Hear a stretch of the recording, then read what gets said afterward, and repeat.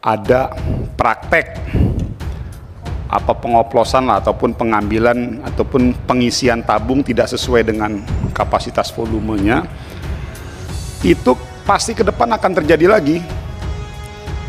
Saya selalu pakai analogi, mau kita turunkan Iron Man atau Aquaman, ngurusin urusan LPG 3 kilo ini nggak bakal beres.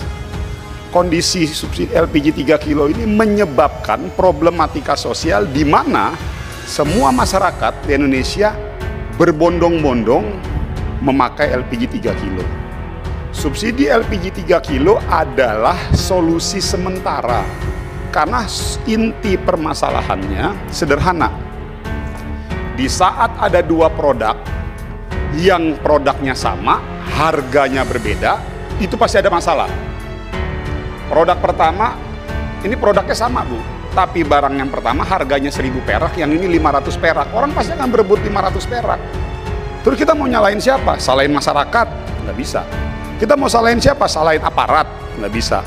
Terus kita mau salahin siapa? Kita marahin Pertamina nih sampai gila pun nggak bakal beres. Memang kalau tanya ke saya, yang paling potensi paling besar permainan itu di SPBE, Pak. Itu yang paling besar permainan di situ. Karena agen-agen itu tidak akan mungkin bisa bermain tanpa dukungan SPBE. Saya mau membahas dua hal, cuman hal yang pertama saya pikir nggak perlu lagi saya bahas karena out of context. Sebetulnya mau merespon tadi yang disampaikan oleh Mbak Mercy terkait Blok Masela, tapi saya pikir itu kita skip aja. Kita fokus pada konteks LPG.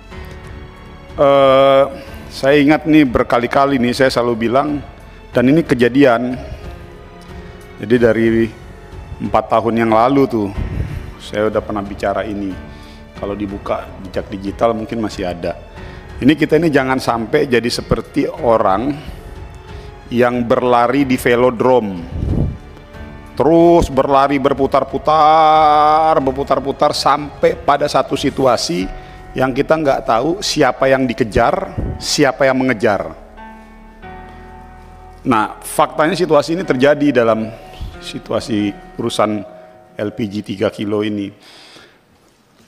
Kenapa saya bilang seperti itu? Apa yang terjadi beberapa hari yang lalu, dalam tanda kutip tadi sidak yang dilakukan oleh Menteri Perdagangan, bahwa ada praktek pengoplosan lah, ataupun pengambilan ataupun pengisian tabung tidak sesuai dengan kapasitas volumenya, itu pasti ke depan akan terjadi lagi. Saya selalu pakai analogi, mau kita turunkan Iron Man atau Aquaman, ngurusin urusan LPG 3 kilo ini nggak bakal beres. Ini saya kasih analogi Pak, saya kasih contoh kasus, ini fakta dan nyata. Saya turun ke dapil, saya kumpulin konstituen saya, ada kurang lebih 300 orang, ibu-ibu rata-rata. Komplainnya karena tahu saya Komisi 7, mereka bilang begini, Pak Maman LPG begini. Oke, saya tanya pertama, saya buat simulasi sederhana ini. Saya minta semua tunjuk tangan siapa di sini yang pakai LPG 3 kilo. Tunjuk tangan semuanya 300 orang itu. Rata-rata. Tunjuk tangan semua. Wah, tepuk tangan dulu kita, tepuk tangan semua itu. Lalu pertanyaan yang kedua, tolong jawab siapa yang masuk dalam, siapa yang merasa, siapa yang dia orang miskin dan merasa miskin. Nggak ada yang tunjuk tangan. Cuman paling kurang lebih adalah 10-20 orang. Tapi dari 300-an orang itu yang mengakui bahwa dia miskin, itu kurang lebih 10-20 orang. Artinya apa? Ini ada sebuah fenomena sosial yang saya namakan patologi sosial, Pak. Jadi hari ini secara tidak langsung kondisi subsidi LPG 3 kilo ini menyebabkan problematika sosial di mana semua masyarakat di Indonesia berbondong-bondong memakai LPG 3 kilo. Nah, ini realitas. Makanya dulu, ini menyambung yang disampaikan oleh Bang Nasril, volume LPG ini, penggunaan subsidi LPG ini kita selalu sampaikan ini adalah solusi sementara. Ini saya ulangi sekali lagi loh. Maksudnya biar kita sama-sama nih Bu, maksudnya kita sama-sama punya frame berpikir yang sama. Subsidi LPG 3 kilo adalah solusi sementara. Kenapa saya bilang seperti itu? Kalau mau menyelesaikan problematika ini semua, ini nanti Mas Rifa ini, kita ganti dulu kan beliau, diganti Mas Rifa, nanti diganti lagi siapa? Saya yakin pasti masalahnya masih akan begini-begini. Hatta itu dibuat KTP lah, jangankan pakai KTP, pakai paspor aja nggak bakal bisa juga itu. Atau nggak akan beres. Karena inti permasalahannya sederhana. Di saat ada dua produk yang produknya sama, harganya berbeda, itu pasti ada masalah. Produk pertama, ini produknya sama Bu, tapi barang yang pertama harganya 1.000 perak, yang ini 500 perak. Orang pasti akan berebut 500 perak. Terus kita mau nyalain siapa? Salahin masyarakat? Nggak bisa. Kita mau salahin siapa? Salahin aparat? Nggak bisa. Terus kita mau salahin siapa? Kita marahin Pertamina nih sampai gila pun nggak bakal beres.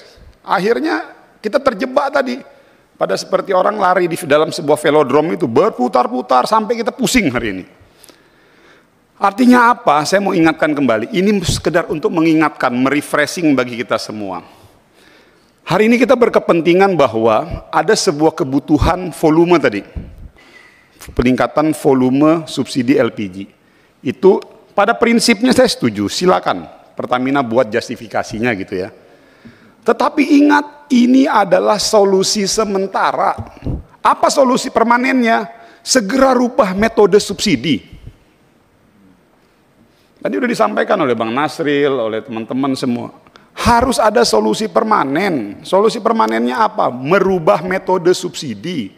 Yang sekarang ini metode subsidinya terbuka. Harus kita dorong, kita rubah menjadi metode subsidi tertutup.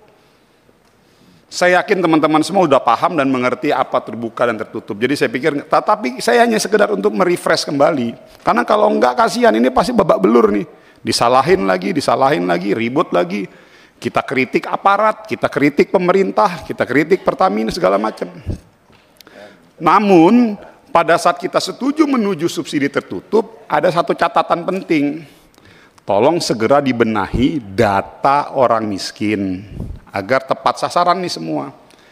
Nah lalu ada pertanyaan, saya yakin sekali. Pada saat kita mendorong metode subsidi tertutup, akan ada pertanyaan bahwa akan ada agen-agen LPG yang tutup. Betul tidak? Karena beginilah, begini segala macam. Saya pastikan tidak akan rugi. Jadi kalaupun mau dirubah menjadi metode subsidi tertutup, tidak akan ada pihak rantai suplai dari tingkat pangkalan, agen, SPBE, sampai ke Pertamina yang rugi. Enggak akan. Kenapa saya bilang seperti itu? Karena hari ini gas itu menjadi kebutuhan. Secara tidak langsung, cepat atau lambat, pada saat ini dirubah ke metode sistem tertutup, seluruh publik akan bergeser menggunakan yang pink. Betul Mas ya? Warna pink kan itu ya? Yang 5 kilo itu kan pink ya. Akhirnya secara tidak langsung situasi itu sistem akan mendorong publik untuk pakai yang 5 kilo yang pink. Yang agak mampu di atas pakai yang 12 kilo. Gitu loh Pak. Jadi maksud saya mau nyampaikan ini sekedar untuk merefresh kita sama-sama nih. Karena ini sudah menjadi bahan perdebatan. Dan saya yakin bulan depan, tahun depan, 2 tahun ke depan, 5 tahun ke depan pasti akan kejadian lagi. Kalau nggak dirubah ke metode sistem tertutup. Jadi itu mungkin kalau tanya ke saya usulan konkret saya dalam forum ini, karena kita sidak nih ke SPBE. Memang kalau tanya ke saya yang potensi paling besar permainan itu di SPBE Pak. Itu yang paling besar permainan di situ. Karena agen-agen itu tidak akan mungkin bisa bermain tanpa dukungan SPBE. Itu saya yakin, apalagi ada Bapak GM Mor nih, itu pasti udah paham itu. Jadi kalau tanya ke saya, situasi ini akan terus berulang kalau tidak segera dirubah ke dalam sistem tertutup, subsidi tertutup. Artinya konkretnya kita setuju bahwa memang mengingat kebutuhan hari ini, bahwa volume itu memang perlu ditingkatkan, iya. Tapi kita harus sama-sama mengerti, sama-sama paham bahwa ini adalah solusi sementara. Jangan jadikan penaikan volume LPG 3 kilo sebagai solusi permanen. Karena solusi permanennya itu ada pada metode perubahan sistem subsidi kita. Dari yang tadinya sekarang terbuka menjadi tertutup. Jadi saya luruskan, jadi jangan sampai digiring nih bahwa seakan-akan kita mau mencabut subsidi. Enggak, ini kita tidak bicara mencabut subsidi. Kita merubah metode subsidi yang tadinya subsidi terbuka menjadi subsidi tertutup. Saya pikir itu pimpinan konkretnya, dan ini saya makasih kenapa saya tahan betul-betul menunggu ini, karena biar merefresh kembali. Karena ini adalah pernah menjadi bahan perdebatan kita dari kurang lebih 3-4 tahun yang lalu, dan saya mau merefresh kembali supaya ini bisa menjadi kesadaran bersama. Karena tadi Pertamina memang punya plus minus. Ya kalau memang saya anggap bukan sepenuhnya kesalahan di Pertamina, ya saya harus fair dong. Saya harus objektif, sampaikan apa adanya. Ya kalau memang problemnya di Pertamina, ya saya harus sampaikan problemnya di Pertamina. Tapi saya harus bilang kalau dalam situasi ini problemnya adalah dalam metode sistemnya, sistem subsidi. Saya pikir itu pimpinan, makasih.